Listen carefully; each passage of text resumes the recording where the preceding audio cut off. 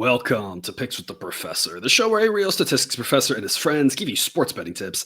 I'm your host, Professor Sides. It's my actual job title and last name, which is part of the reason why the mathematical model that I have built to predict various sports outcomes is affectionately known as Sideline.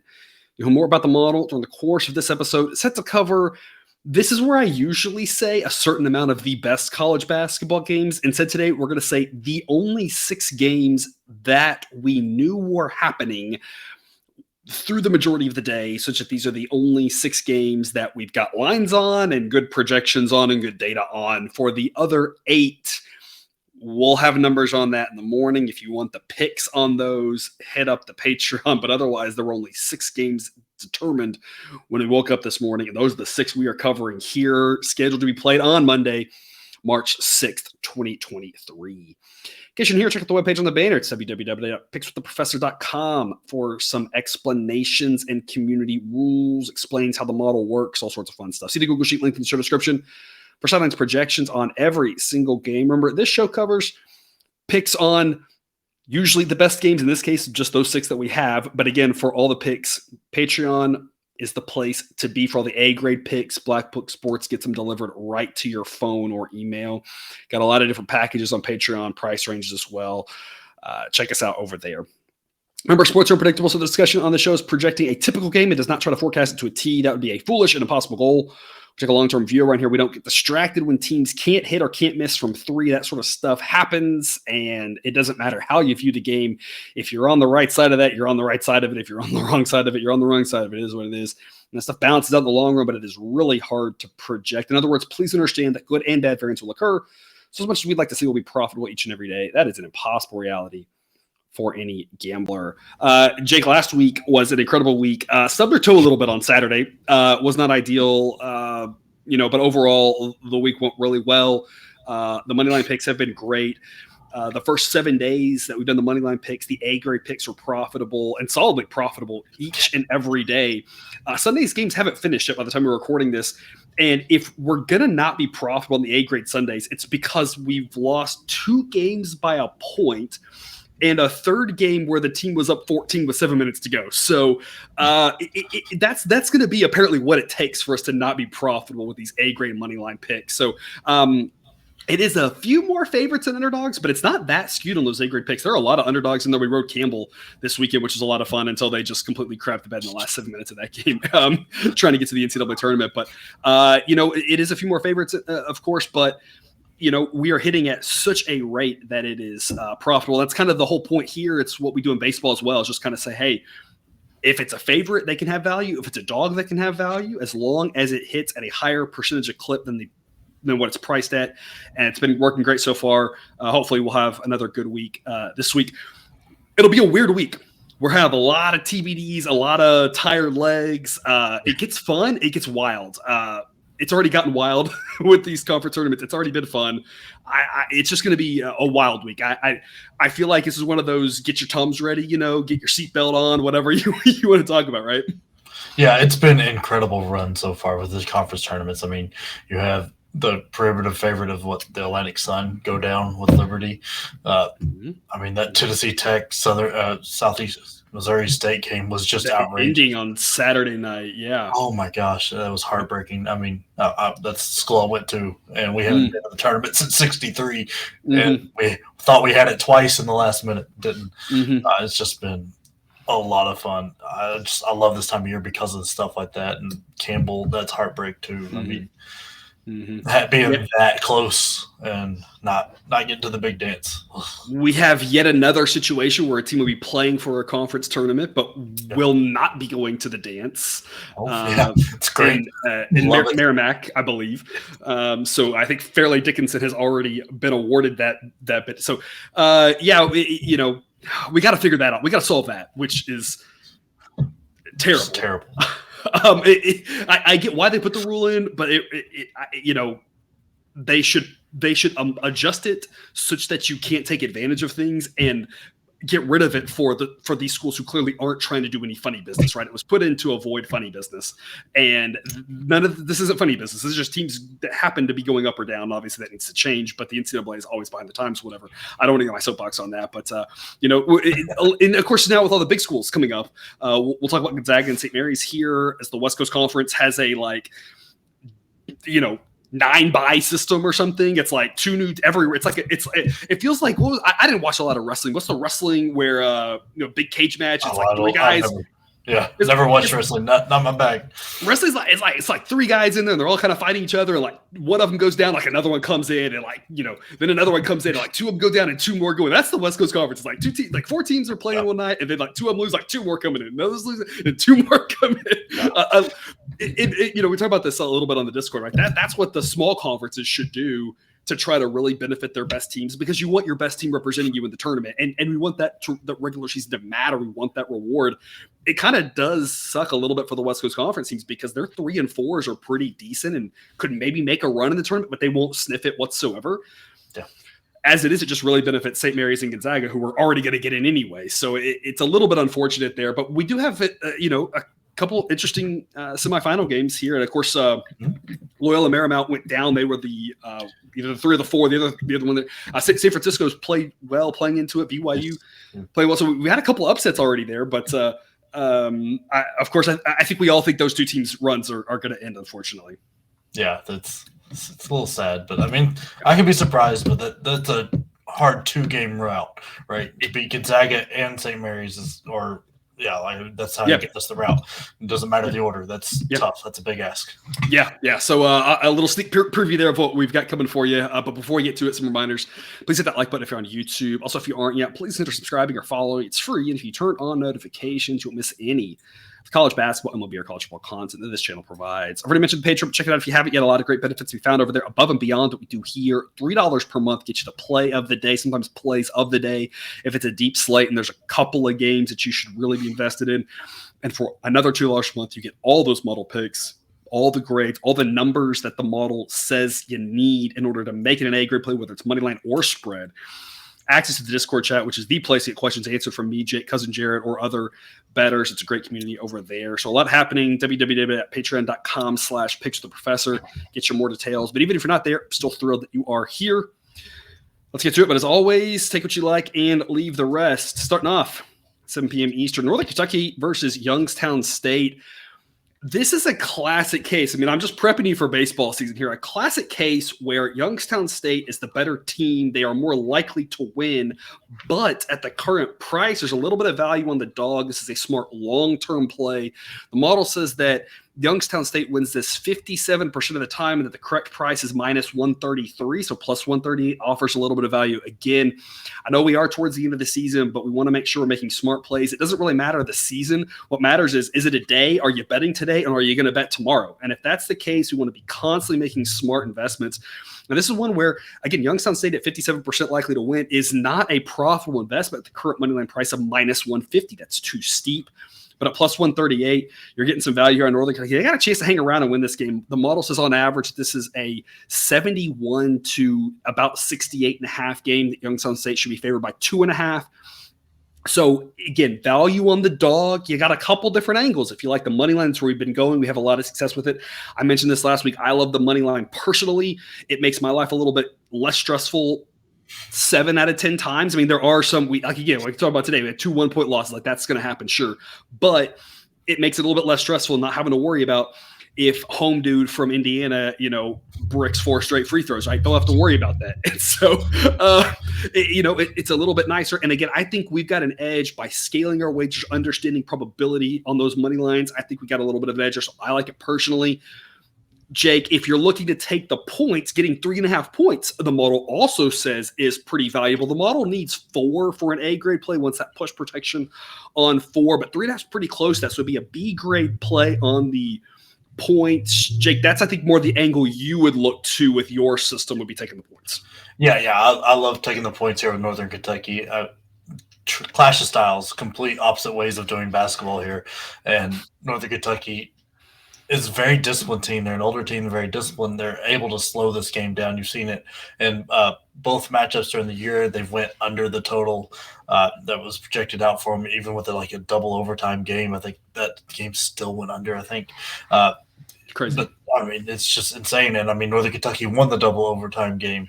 The Youngstown State's defense, bad, real bad. Yep. Offense, great. By far the best and worst unit on the court right there. And it's not even really close. It's unreal. So if Northern Kentucky can stay disciplined in this conference environment or conference tournament environment and take the air out of the ball and just slowly milk the time, that takes Youngstown State's best weapon, puts it on the bench, and lets you play without it. I mean, it's like teams tried to do with Peyton Manning, right? You wanted the ball first so you could just run the ball the whole time and keep him off the field. That's what Northern Kentucky's going to try to do here. And I think that helps go for under if you like the under. But it's not one I'm very comfortable with, playing the under here. But I like taking the points in Northern Kentucky. I like playing on money line because I think this game gets close and anything can happen in a close game. Yep. And again, two different angles. It's personal preference. People ask me which way or the other. Again, I can tell you the model likes the points a little bit more from a probability standpoint than the money line price. Look, listen, folks, that's where the numbers are right now. By the time you're watching this and where you're shopping around, that may not be the case. It's close. I've got a 1 to 2% edge on the money line and a 3% edge on the spread. But again, that's just the numbers right now. It's usually rounding here. We're talking about a percent or whatever. Go with personal preference, right? There's very few cases, and there are a couple. We'll talk about them. We talked about one last week. Utah Valley in that first game of the week where we were laying 12 or whatever. We're like, money line price is dumb, but lay the 12, they should win handily, and they covered 4. So there's times like that where we will talk about one really makes sense or the other. A lot of times it's just personal preference. Whatever you like. Again, I think taking the points makes sense. I think the plus odds on the money line because it should be close. Anything can happen. I agree with you. It's going to be a fascinating clash of styles. Jake and I were talking about before show. We're talking about the total in this game, and it to me, it's just a big question mark. I mean, Youngstown State's defense is so bad that Northern Kentucky could score a lot of points, but Northern Kentucky really, like you said, going to take the air out of the ball. That's going to make getting to a number like 138 really difficult. So it's like model says 139, so the model kind of thinks that the total is a little bit low, but also you think about the first games, and you think Northern Kentucky, we're projecting their pace based off of all their games, of course, and I say that they are bottom 10 in pace in the country. I mean, they are really, but it's one of those where against Youngstown State, you go even slower, because like you say, you got to really take them out of their game because Youngstown State just has such an incredible offense, especially for the Horizon. I mean, a top 30 offense in the Horizon is incredible. The last thing I want to mention about this game here, we have the semis in the Horizon. They are being played in Indianapolis. I believe at some point these are being played in Cleveland. It just reminds me of the 2 videos on YouTube that somebody made about Cleveland where they put a little song to it. If you haven't seen those, search those. They are well worth your 2.5 minutes of your life. They are hilarious. They're not in Cleveland anymore. They're in Indianapolis. So it is what it is. Speaking of locations that are, locations, I guess. Idaho State and Montana will be playing in one of the Big Sky games here. We're going to take Montana minus 205. Not overthinking this one. Montana's the better team, and it's not even close. I've got them about 100 spots better than Idaho State. On average, the model says they win by 5.6. The spread is 5. It's kind of the same thing if you want to play the money line or the spread.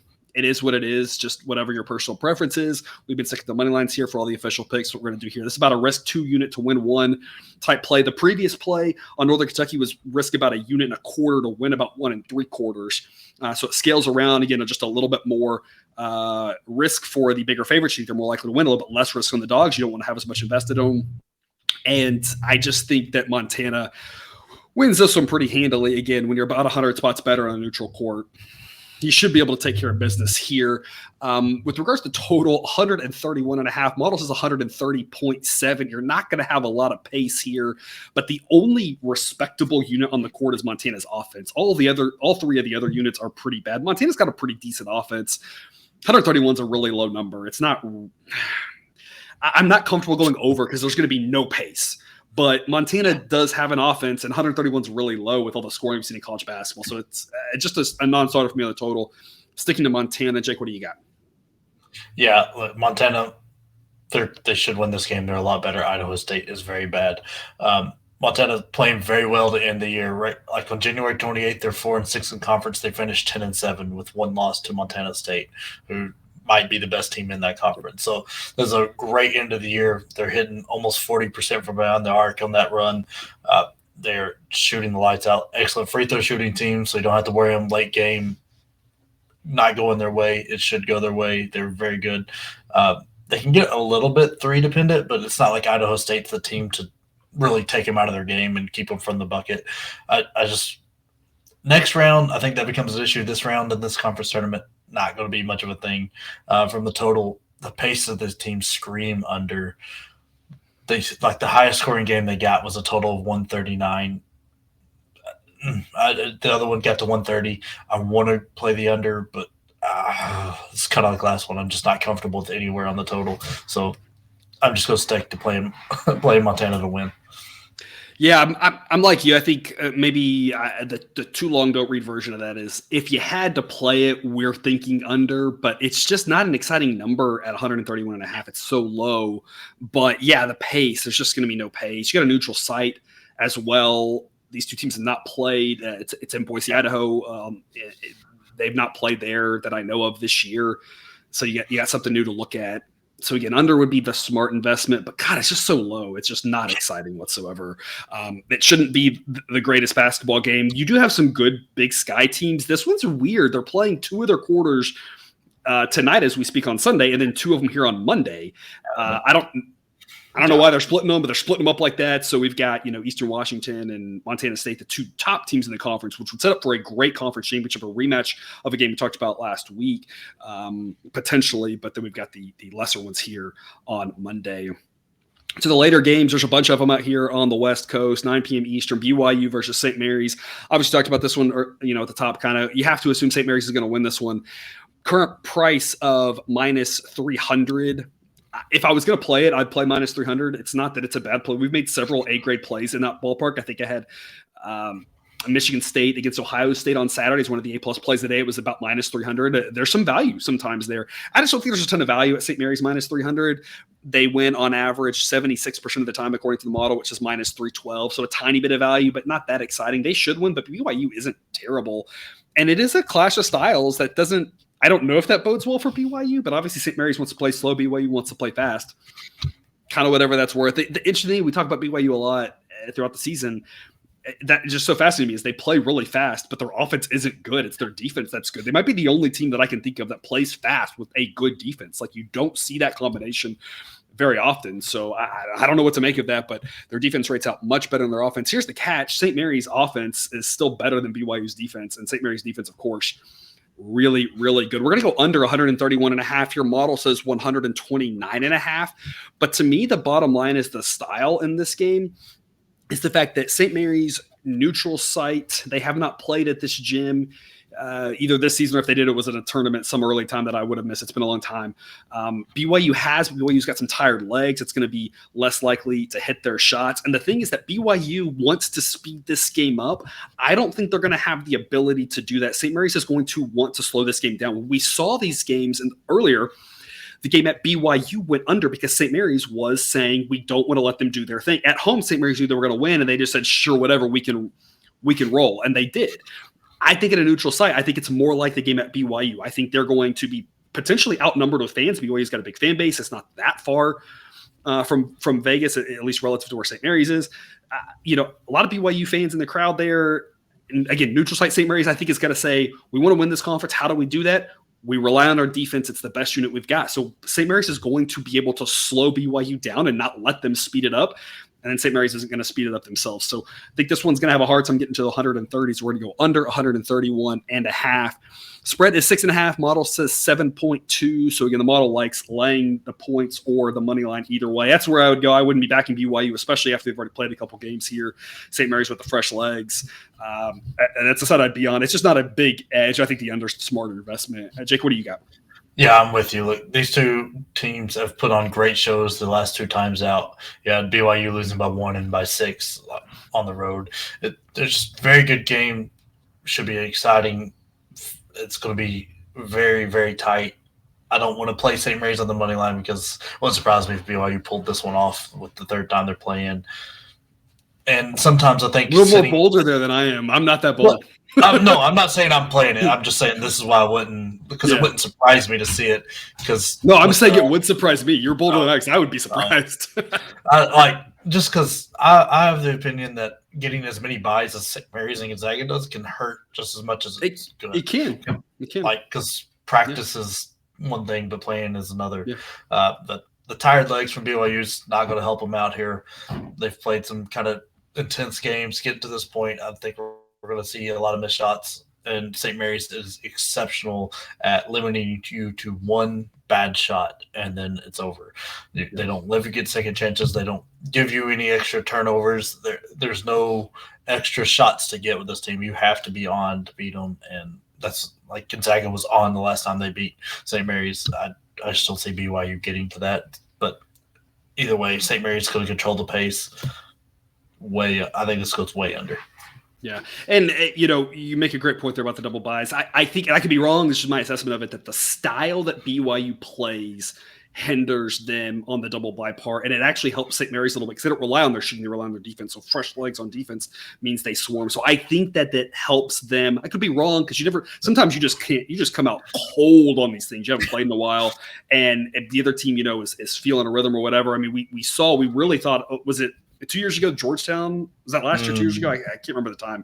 Made that crazy run, like 5 games in 5 days. And we kind of thought by the fourth day, we were like, or the third day, like, they're going to get tired now. The fourth day, they're going to get tired now, And they did. So you never really know. I think in general, BYU on the tired legs wanting to play fast doesn't really help them. If they wanted to grind out the game and the team that was resting wanted to play fast, maybe now that flips a little bit to their favor. I think it disadvantages them specifically in this case, but could be wrong on that. It feels like it's a tough spot for BYU given that St. Mary's has the fresh legs, and that just means they should swarm defensively, right? Yeah, it's very incredible. And that run you're talking about from Georgetown saved Patrick Ewing's coaching career somehow. And then, what was it? A handful of years ago, UConn went 5 in 5 days for the Big East tournament. That's right. UConn did the same thing. Yeah. Then won it all. What incredible run that was. Yeah. So sometimes that it can help you, right? You just never quite know. Yeah. I just wouldn't want to go up against the fresh St. Mary's defense, I guess is my point there. 9:30 Eastern, Cleveland State versus Milwaukee here. This is the other semifinal for the Horizon. We've got Milwaukee plus 126, an A-grade play here. Model says this is basically a coin toss, 50-50 game. Don't really know what happens. Two teams that are pretty evenly matched. We've been on Milwaukee a lot this year, and they've been pretty good to us for the most part here. They've struggled covering bigger numbers against weaker teams where they just don't show up, but they've been really good against teams that are around their level or even above their level. They've been fantastic. The metrics don't like Milwaukee quite as much because of that, because the metrics look at it and say the fact that they weren't able to perform better against those weaker teams says something. And it's not that doesn't say anything. Absolutely. It's just that I think when you see it consistently like this with Milwaukee, it felt more like an effort thing. It felt more like a not trying to give away the game plan, just vanilla, get more guys in. It felt more by design than anything else. It didn't feel like they were going out and trying, and they struggled to beat IUPUI because they struggled to beat IUPUI, which is, I think they struggled to beat Green Bay. They might have lost to Green Bay even. What's overtime or whatever it was? Something crazy like that. I think they lost to them even, which is crazy. But I think that it was just more by design because they knew that game didn't really matter. They thought they were going to win. Against these teams at their level, they've played really well. Like Milwaukee here at plus 126. My model says it's a coin toss. I think we're getting some value here because Ken Palm's numbers, who again, I always say he's got good stuff.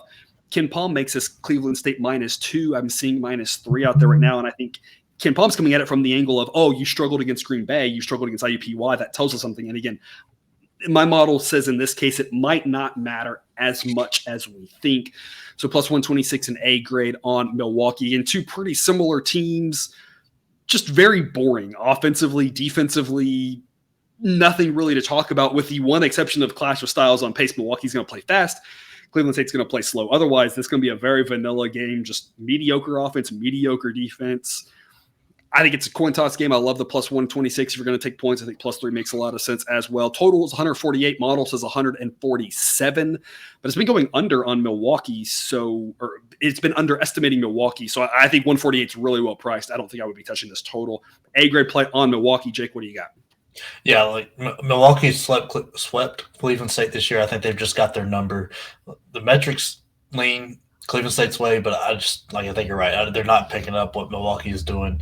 And I don't think – and I'm not saying anything bad about Cleveland State's players here, but they're just not disciplined enough to not play that fast pace that Milwaukee wants to happen. And I think we get more points than Cleveland State likes in both games they've played this year.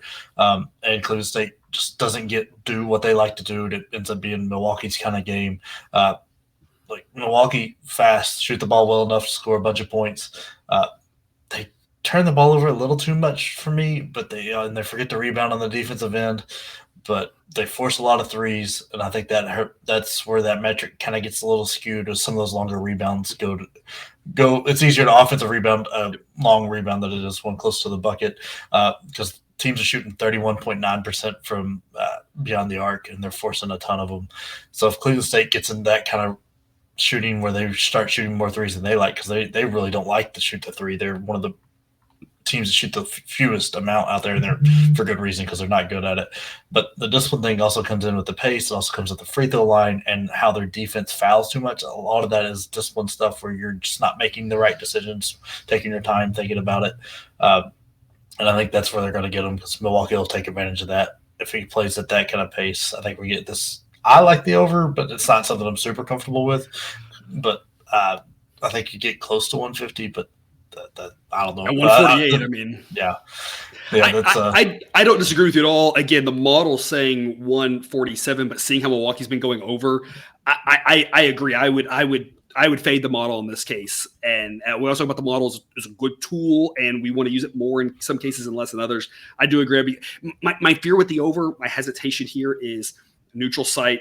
First one of these because the previous games of this tournament have been at campus sites. Now they're playing at a new gym. Now it is a gym. Are they playing now? I guess you're in Indianapolis. Are they playing this at whatever the new Baker's Life is being called, or is it at the Coliseum where IUPUI plays?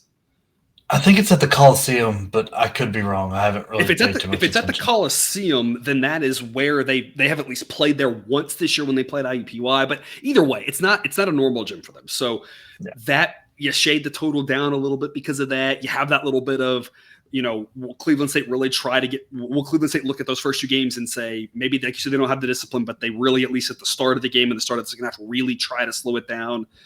You don't take too much to get under a number like 148, so but otherwise I'm with you. In general, Milwaukee's pace is the more extreme of the case. We always talk about it's easier to speed a team up than slow a team down. So if I was playing a total, I would go the other direction of the model. I would say Milwaukee's been going over, this can get over. And then you may get weird, dumb late fouls. We've seen some of these conference tournament games and even some of the regular season games, Iowa comes to mind, North Carolina comes to mind, you're fouling with 2.5 minutes to go.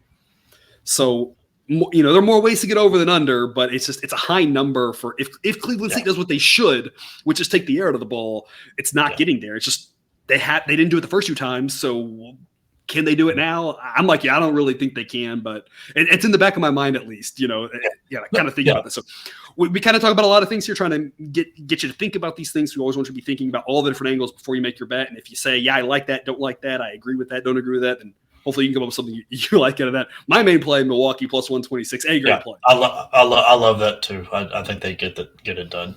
Yep. All right, 10 p.m. Eastern, the other Big Sky quarterfinal of the night, the last of the quarterfinals, Sacramento State and Weber State.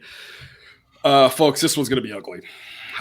It should be a close game. We've got model says Weber State wins this by an average of 1.2. The actual spread that I'm seeing is 2.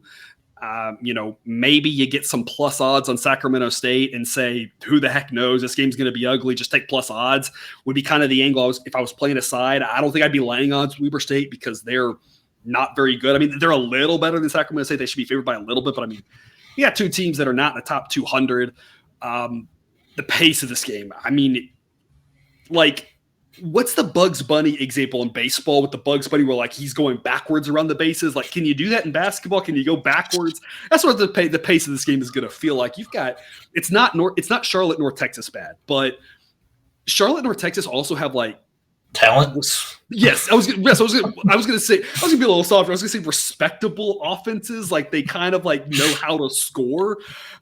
Sacramento State, I guess, has a better offense than Weber State. That's only by comparison. Neither one of these offenses is good.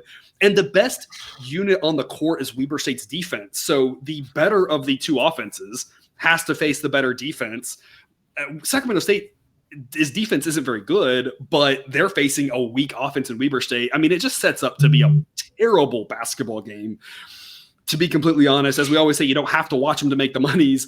But, Weber State, again, relies on their plays slow and relies on their defense. Sacramento State plays even slower. So this game feels like it's going to have a hard time getting to 120. Model says 124. I don't buy it. Again, 120 feels like the max of this one. Definitely feels like a first to 60 wins. And it might take overtime to get to 60 with these two teams. Jake, what do you got? I mean, what the combined total of the two games they played earlier barely breaks 100. So the first game had 98 points. I mean, Weber State scored 100 points in two games. Like it's just not. All the offense is negative here. It's just not. There's nothing anybody does well. You can say they offensively rebound well, but that's just because there's plenty of opportunities. I don't know. I just don't see anything good coming from this game. Play the under because it's going to be the slowest game out there with a lot of missed shots, and I don't know what they're doing, honestly. I haven't watched either of these teams play all year because it's painful. Yeah. I think Jake, maybe we're trying to say the aggregate score in two games, if we're thinking about soccer, was Weber State 102, Sacramento State 97. The two teams combined for under 200 points. They did not average 100 points. And I mean, I don't really think it's an aberration. Like I said, it's we always talk about, styles make fights type thing. This is one of those things where the style of this just does not work well. The strengths and the weaknesses just perfectly match up to make ugly basketball. Both games were tight. Both games were basically like 50-50. And that's, like I said, about what we'll probably see here, maybe a little bit more because I'm just hoping it's not that terrible. Surely a couple extra shots go in. Surely, right? Surely. But yeah, the first two matchups were not pretty. Weber State barely won both. And again, that's what the model projects another barely win. My thought is more like I wouldn't get caught up on Weber State won both two. I would say they were both coin toss games. And so I'd say this is a coin toss game too. If you got plus odds, take it. But I'm not running to the window with that because I do think Weber State is the slightly better team. I'll just focus on the under. And if we end up in the 130s here, I'll just be like, sometimes teams hit and that happens. Or it's because it went like 3 overtimes or something, It'd be smoking hot for these teams to get to 130. Which is a bonkers statement, but I do agree with you. Last one here, super late game out in Las Vegas, San Francisco and Gonzaga. It should be a fun one. We're going to go over 160.5. The model says 162 for this game. You've got Gonzaga, second best offense in the country, according to my metrics. A San Francisco team who offensively should be able to score some on Gonzaga. More of an even matchup there probably. But San Francisco plays pretty fast. Gonzaga plays faster. Neither one of these teams are Alabama fast, but they're both wanting to get this game up into this, low to mid 70s on possessions. It's a lot of possessions. They're wanting to get up and down. San Francisco will be going over as of late. Gonzaga's been flying over. And I talked about this recently. Gonzaga's looking like a team I cannot believe I'm saying this, might be a little bit of a sleeper going into the tournament. We all wrote them off. They were terrible. We were fading them. We were making money off of them, but they look kind of like they're on a mission here these last, few weeks where they've just been taking it to some of these smaller teams, trying to score 100, trying to score 90, that sort of thing. Model projects them to get to 88 in this case. And like I said, I really think they probably get about 90. And if things go right for them, they might try to get to 100 in this one. They're going to have fresh legs that might hurt their shooting, but part of where Gonzaga is going to score a lot of points isn't about open jump shots. It's about the pace and getting layups. Don't really matter if you've been playing or not, because if you got fresh legs and you can run out in front of your opponent and get layups, those mostly go in. Doesn't really matter if you played in, a week or 3 weeks, right? You can still make layups. These guys can. I might not could. I might have a little harder time with it, but these guys should be able to. San Francisco has been playing.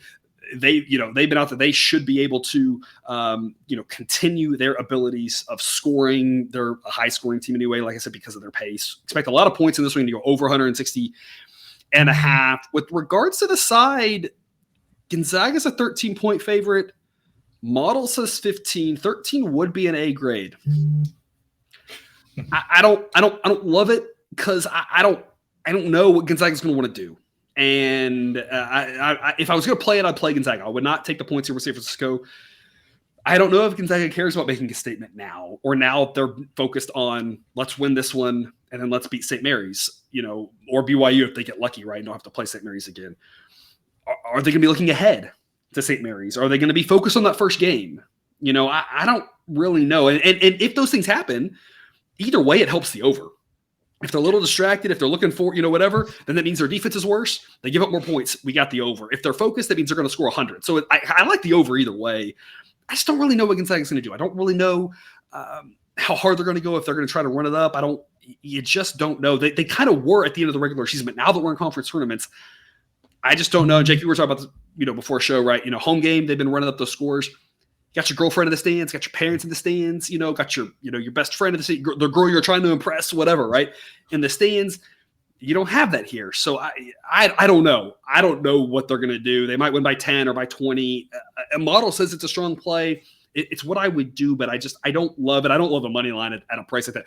Sure, if you want to throw Gonzaga in your money line parlays, don't throw Gonzaga in every money line parlay, right? That's too risky. You're putting too much risk on one game, because what if, like, I don't know, the whole team gets the flu or something, right? Weird things have happened. Not the whole team, Timmy and a couple of the other starters, right? So I wouldn't do, but if you're gonna do a money line parlay on some of these games, and you'll throw Gonzaga in it, that's probably fine. I think you probably aren't adding.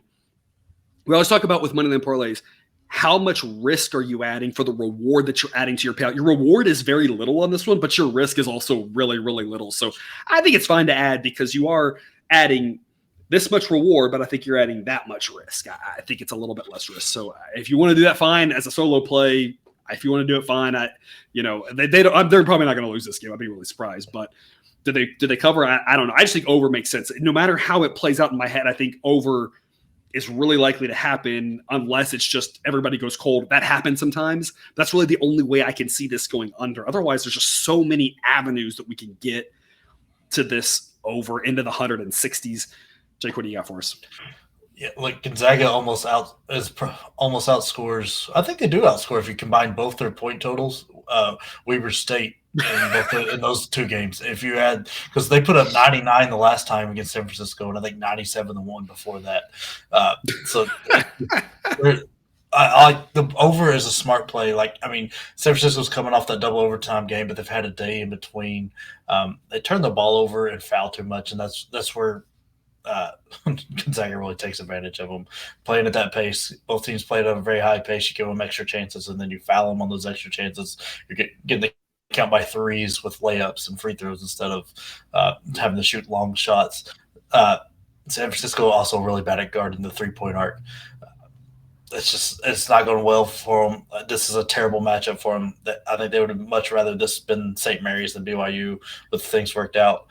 But man, I really don't think it's going to take much for this to go over, because Gonzaga puts up 80 to 90 on them. I don't think that's even a question, really. I think they're going to get 85 to 90 points.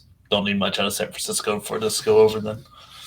Yeah, a couple reactions to that. First off, to clarify, Gonzaga did get to 99 when they played San Francisco at home. When they went to San Francisco, they only got to 77. So, way fewer, only 77 points. That was also in early January, before Gonzaga was playing quite as pissed off as they've been in the last month or ish. Really, I also though really have to agree with what you said. This isn't really helpful to anybody. It's just I do think it is worth lamenting the fact that the matchups aren't switched, because BYU played Gonzaga really well both times. I think they have a much better chance against Gonzaga.